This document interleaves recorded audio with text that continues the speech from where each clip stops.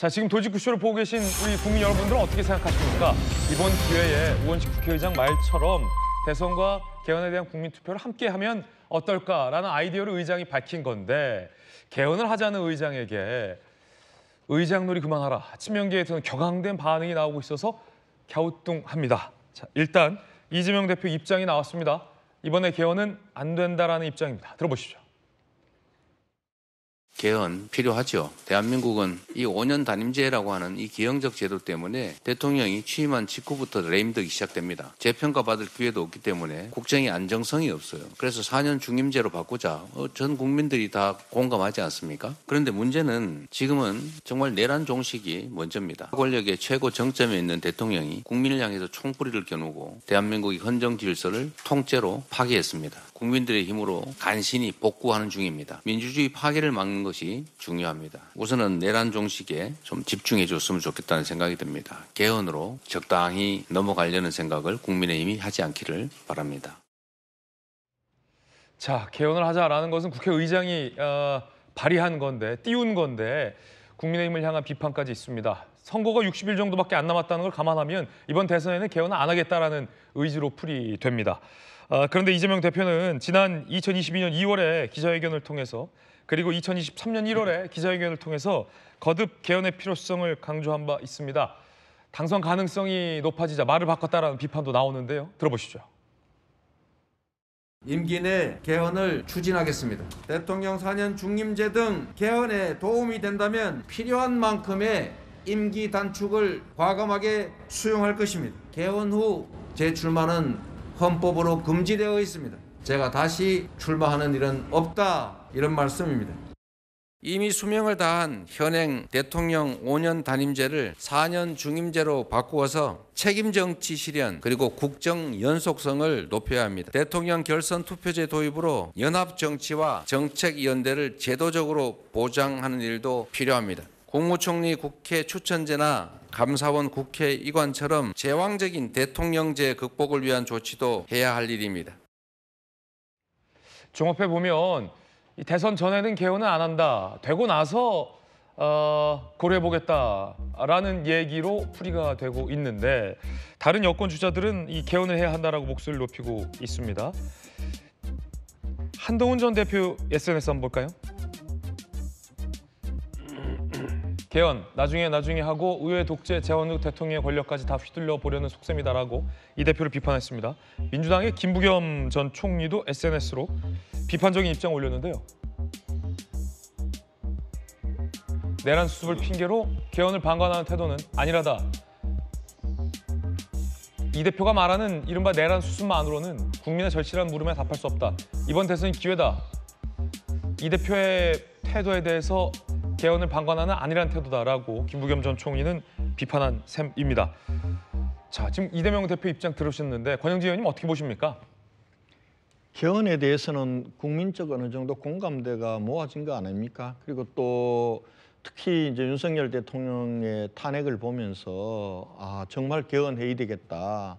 아니 그동안 우리가 87년도 민주헌법이 들어선 이후에 장기 집권은 분명히 막았지만은 8분의 대통령인데 그 3분이 지금 탄핵 심판을 받고 2분은 파면이 됐습니다.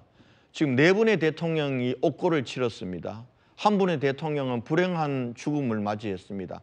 나머지 김대중, 김영삼, 문재인 대통령님도 아들, 딸들 다 감옥 가거나 재판받았습니다. 이게 개인의 문제가 아니잖아요. 5년 단임제 대통령제에는 정말 대통령은 다시 국민으로부터 재심판받지 않습니다. 그러니까 대화와 협치는 없는 겁니다.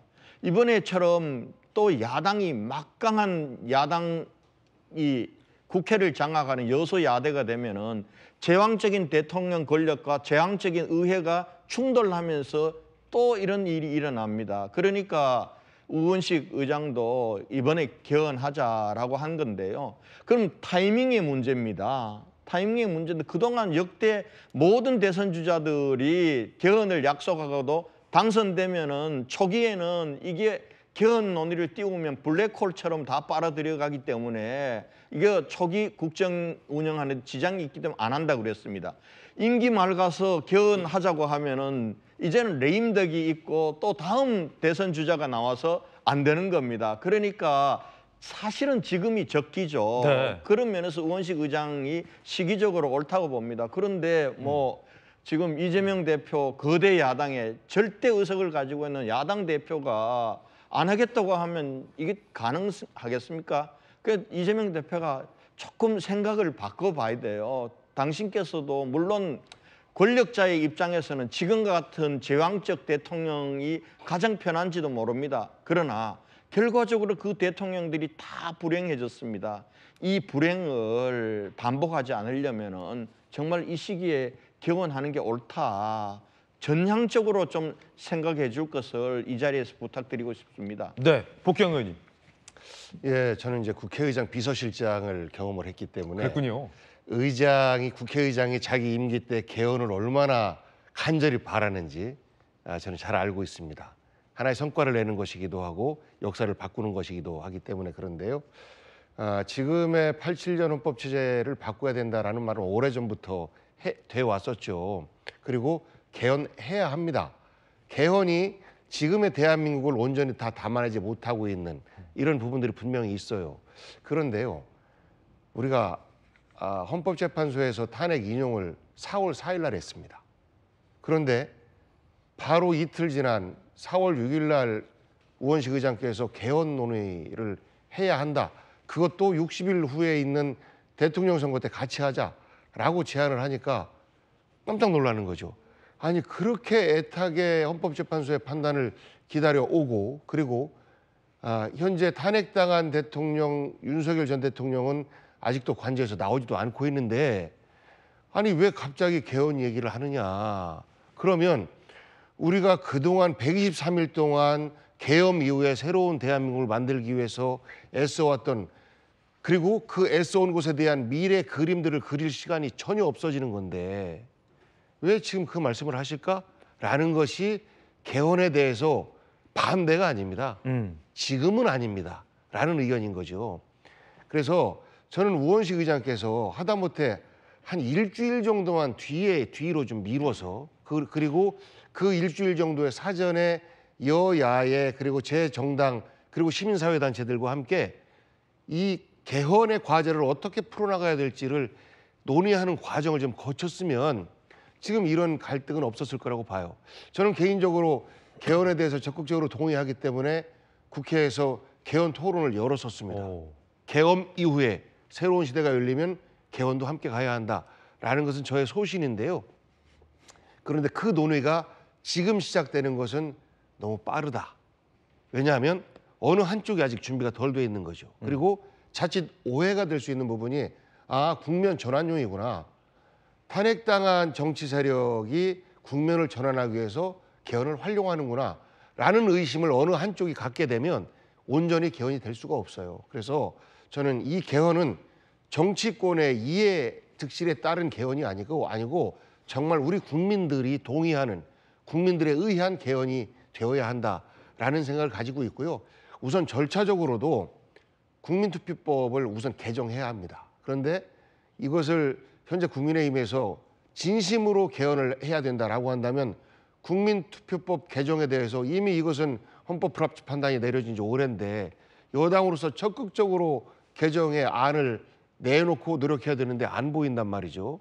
그리고 개헌이 한두 가지가 담겨져야 되는 게 아니에요.